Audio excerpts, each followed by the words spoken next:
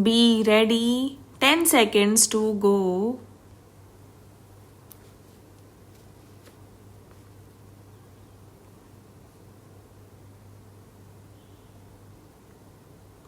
Start. Sir, the question of any other government coming and spoiling the economy does not arise. During 1990-97, our interest burden only has gone up from 2600 crores of rupees to 14,000 crores of rupees. I have just put the figures before the house. This burden will just go up, and a stage will come when, like Mexico and Brazil, our currency will cease to have any meaning. We are going to a stage which is very dangerous.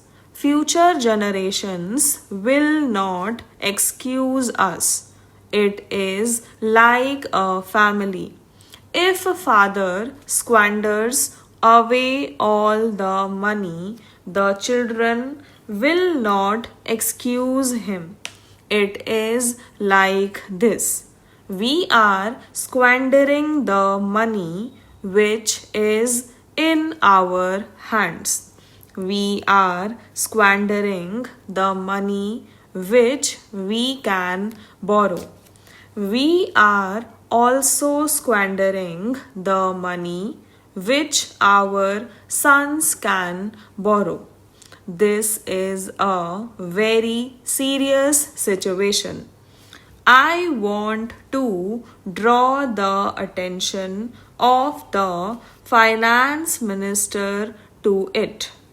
My next point is about external borrowing. Internal borrowing is already a problem. How can external borrowing be repaid? It can be repaid only by two methods. Either you borrow to repay, which we are doing, or you repay by increasing your own foreign exchange earnings. The present finance minister is also the commerce minister. I must say a word of appreciation. Since he has come, he is trying to put all his efforts for export promotion. But our export base is very weak. Over the last 20 to 30 years, our policies with regard to export promotion have failed miserably. Now we are trying to give all sorts of incentives for export promotion. Those are petty things. When you give some concessions to trade or commerce, the Chamber of Commerce and Industry says that this should be 10% less or more. Now, these are very minor things.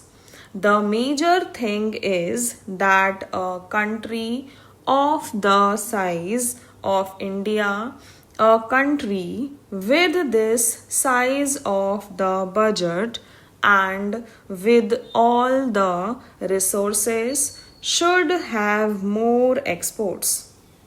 We never tired of saying that we have the third largest body of intellectuals in the world of scientific and intelligent manpower.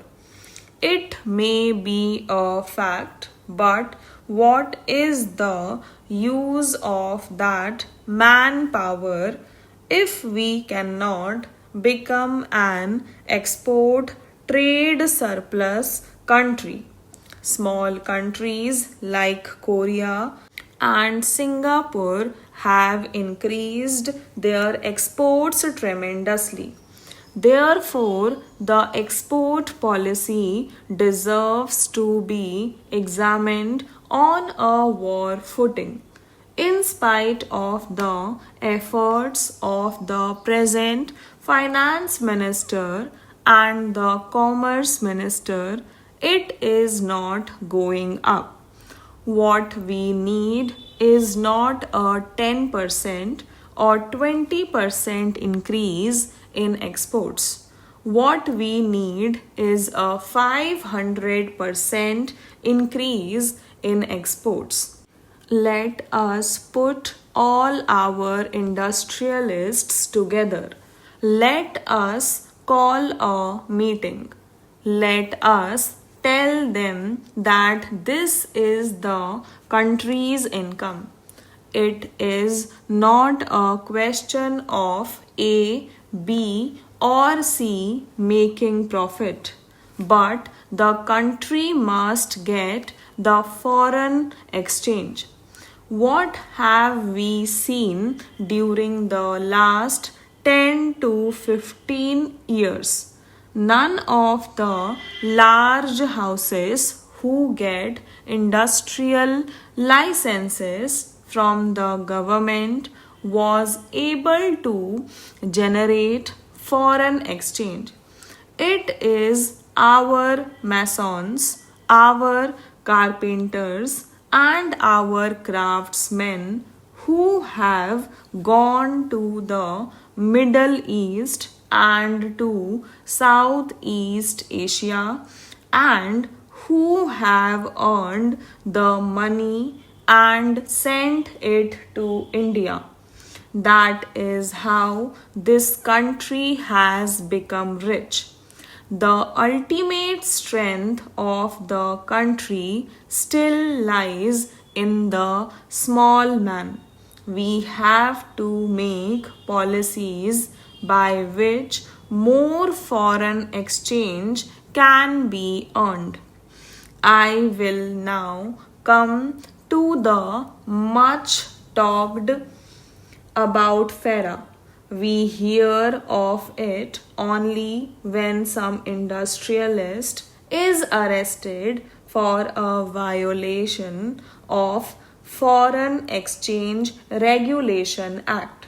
Now, this Foreign Exchange Regulation Act needs a total change. There was a time when, due to ideological consideration, it was decided that foreign companies should not have more than 40% shareholding in the companies. Now, the companies which had 60% or 70% or 100% ownership floated their shares in the Indian market, and a lot of public money went into these companies which they sent abroad. The country is poorer of foreign exchange to that extent, and the control of the company is still with them. So, we have achieved nothing. The Foreign Exchange Regulation Act has totally failed. As some members said, you come out with the news of making a haul of heroin or some other drugs every 15 days or so. You come out with the news that so many crores of illegal foreign exchange has been seized. Obviously, we are operating on an artificial exchange rate. Till the artificial exchange rates exist, the exchange racket will exist. No doubt the enforcement machinery is there. We should give all encouragement to the enforcement machinery. The ultimate solution to foreign exchange, the ultimate solution to exports lies elsewhere. It lies in the fiscal policies of the government. The government must have a relook at the policies. Stop.